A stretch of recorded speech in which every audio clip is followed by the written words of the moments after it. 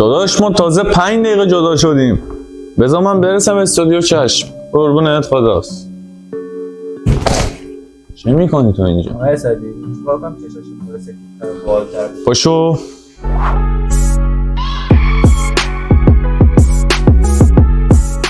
خب ببین، اولین کاری که میکنی یه کپی از بک‌گراندت میگیری با کنترل جی، میری رو قسمت فیلتر، میای بلار، این لکس رو میزنی.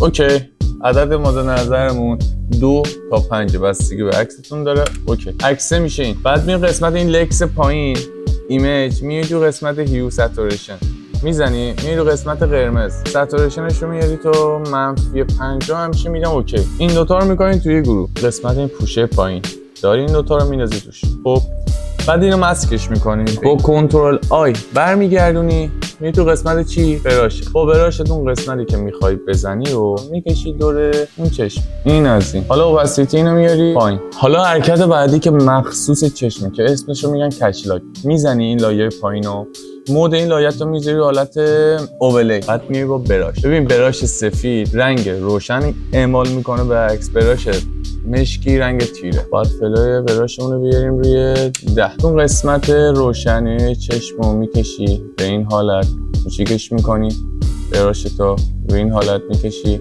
بعد این قسمت هایی که خودش لایه سفید داره بیشتر، ببین کلا تو چشم هر چی سفید دیدی سفیدترش کن.